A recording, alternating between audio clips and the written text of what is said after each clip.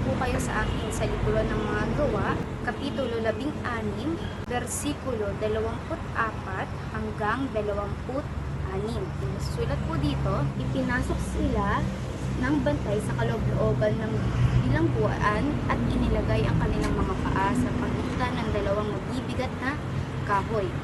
Nang maghahating gabi na, sina Pablo at Silas ay nanalangin at umawit ng mga himno sa Diyos at nakikinig naman ng ibang mga bilanggo. Walang ano-ano'y lumindol ng malakas at nayanig pati ang mga pundasyon ng bilangguan. Biglang nabuksan ang mga pinto at nakalag ang mga tanikala ng lahat ng bilanggo. So, tayo po ay yumuko at panandalitang manalangin.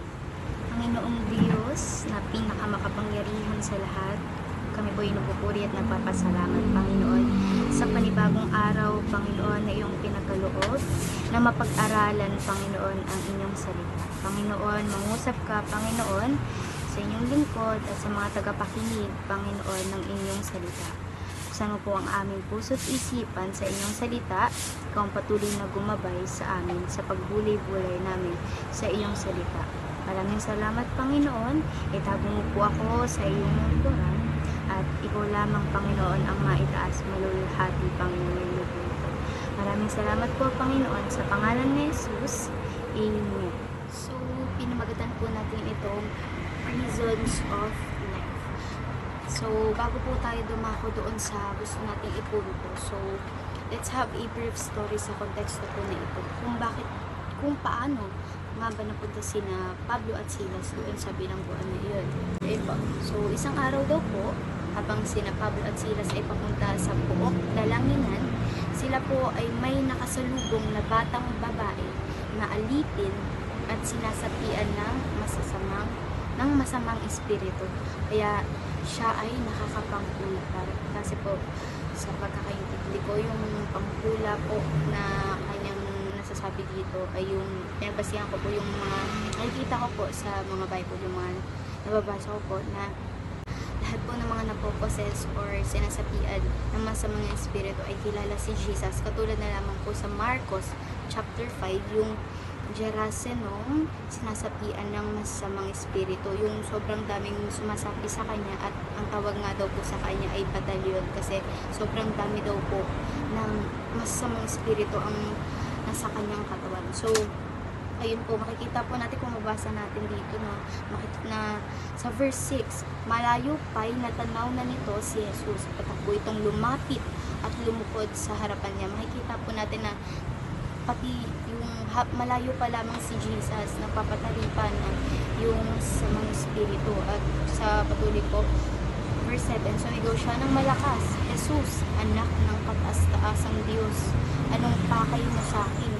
Ipangako mo sa ngalan ng Diyos na hindi mo ako pahihirapan. Sinabi niya ito sapagkat inuutos ni Jesus, masamang espiritu, lumabas ka sa taong ito. So sabi dun, di ba? Jesus, anak ng kataas-taasang Diyos. Alam niya kung sino nga ba talaga si Jesus. So yun. And isa po yan sa ating mga example. So, balik po tayo sa ating pinag-uusapan. So, yun. So, itong batang babae po ito ay laging sinusundan-sundan si Pablo at si Silas. So nakaka-aburido po yun kung may laging sumusunod sa inyo. So, hindi lang po siya sumusunod, kundi sumisigaw pa siya. So, ang sinasabi niya daw po ay ang mga taong ito ay lingkod ng Diyos. Ipinahahayag nila sa inyo kung paano kayo maliligtas. So, makikita natin na alam ng masamang espiritu na ito kung sino nga ba yung tagasunod ng Panginoong Jesucristo, no? So, ayun. At maraming araw na ginagawa niya daw po yun ng babaeng sinasapian na yun. So, kaya ang nangyari, nainis na po si Pablo at hinarap niya ang bata at sinabi, inuutos ko sa iyo sa pangalan ni Jesucristo, lumabas ka sa babaeng yan. At lumabas nga. At nang makita daw po iyon ng amo, ay nagalit siya kay Silas at kay Pablo dahil yung babaeng yun ay nagbibigay po ng aliw sa mga tagapanood. Maaring yun po, maaring may mga tagapanood yun, syempre nagbibigay po ng aliw yun, kaya siguro ayun yung pinagkakataan nila, nakakapampula siya. So yun, at ang ginawa ng among iyon po ay iniharap si Pablo at Silas sa ruler ng bayan na iyon, sa may kapangyarihan po ng bayang iyon. At hindi pa natapos doon. Ang nangyari pa po ay binugbog, hinubaran, kaya po yung hinubaran, ipinahagupit, pinaghahampas ng paulit-ulit. Mapalo ka nga lang ng hanger, diba, ng magulang, masakit na. So, siguro wala pang hanger na dito. So yun.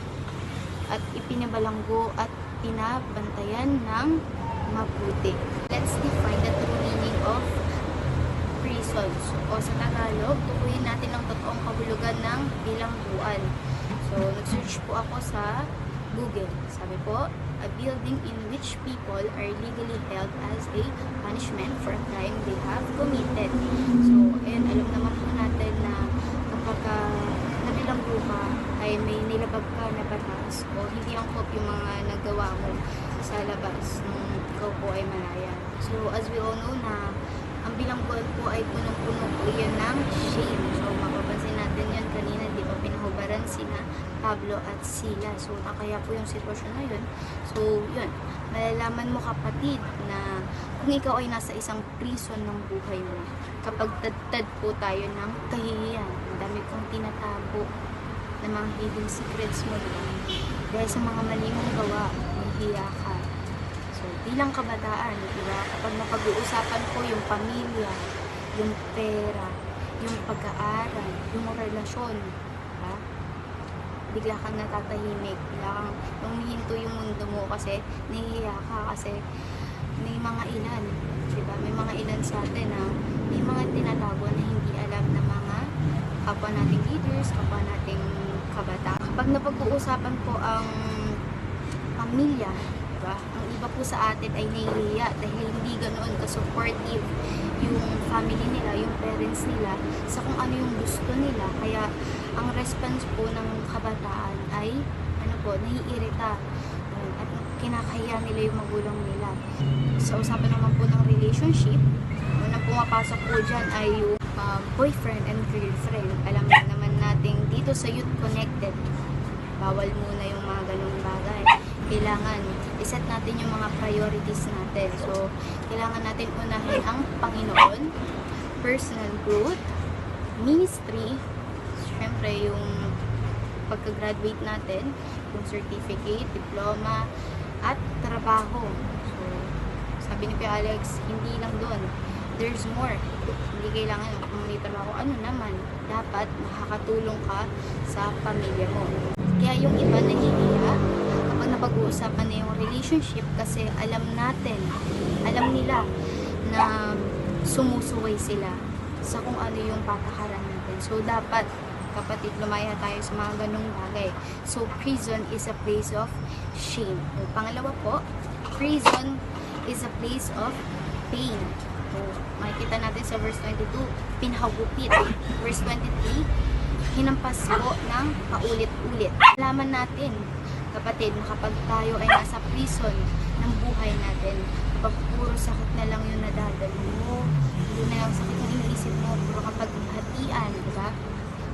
Kasi yung iba sa atin, binabalikan yung mga dating pagsubok na mga napagdaanan. Pero kapatid, hindi masamang mag-look back sa mga ganong bagay kung ginagawa mong motivation, diba? Yung mga aral na natutunan mo noon. Pero kasi ang mali doon, kapatid, yung motives mo kasi gusto mo lang, trip mo lang, kasi gusto mo lang masaktan. So, prison is a place of pain. So, sunod, prison is a place of limitation. Makikita natin yan sa verse 23. Pinabilanggo at pinabantayang mabuti.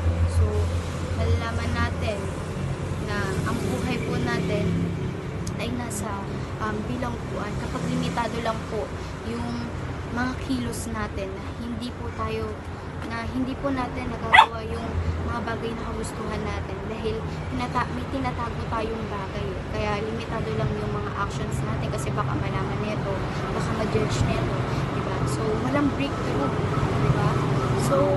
So ano pong gagawin natin sa loob ng seldang to? Sa kung ano pong bumibihag o bumibilanggo sa atin. So, halimbawa po, hindi tayo magkaroon ng breakthrough dito sa sitwasyon na to. Sa kahihiyan, sa sakit ng kahapon, sa kasalanan. At ito ang dapat nating seryosohin. Pag tayo na po ay binibilanggo ng kung anong bagay o sitwasyon dahil maaari po na ito ang pumipigil o humaharang sa paglapit natin sa Lord. Kaya dapat matuto po tayong lumaban, makipaggera, because ito po ay isang battlefield. Ang kasalanan, ang kahihiyan ay dapat hindi natin hinahayaang mabilanggo tayo nito. Kaya matuto po tayong lumaban at kumalag at maniwala. Maniwala ka, kapatid, makakalaya ka dahil sa tulong ng Panginoon. Dapat ganyan po yung thinking natin. So, meron po tayo ditong things to do when we are confined to the things that hinder us or hold us back from the Lord. So, first is run to God. Tumakbo tayo sa Panginoon. Sa mga ganitong sitwasyon po, kapag alam na po natin na tayo po ay nagbibilanggo ng isang bagay, shame, kasalanan, ang dapat po natin gawin ay lumapit sa Panginoon. Huwag po tayong mahiyang lumapit sa Panginoon. Lagi pong, kaya po ng sinasabi ni Kuya Alex, mas mahiya ka kapag hindi ka lalapit sa Panginoon. Kailangan po natin agapan yung mga ganitong sitwasyon. So, huwag natin hayaang tuluyan po tayo na mabilanggo ng mga bagay na ito. Huwag natin hayaan na mas bumigat. Our reflection po is matuto tayong agapan ang mga ganitong sitwasyon. Tumawag lang tayo sa Panginoon ng buong puso at may pagpapakumbaba at siya po ay nakikinig. Sabi nga po sa Awit chapter 145 verse 18 to 19, siya'y nakikinig at handang tumulong sa lahat ng tao, sa sino mang taong pagtawag sa kanya'y tapat at totoo. Bawat kailangan ng taong tapat at may takot sa kanya ay kanyang tinutugon. Kailangan lang po ay magkaroon tayo ng pusong mapagkumbaba at pusong tapat at totoo sa kanya. Pangalawa po, pray and praise. So, yun po. So, sabi po sa verse 25, nang maghahating gabi na, sina Pablo at Silas ay nanalangin at umawit ng mga himno sa Diyos at nakikinig naman ang ibang mga bilanggo. Yun. So, sina Pablo po at Silas ay nakakulong na po ng mga oras na ito. Imbis po na matulog na lang sila o mamahinga dahil po sa mga nangyari. Diba? Kung babalikan po natin, diba? Pinahiya sila, binugbog, pinahirapan, binugbog ng paulit-ulit, naghampas ng paulit-ulit. Pero, ang ginawa po nila ay nanalangin at umawit ng himno sa Diyos.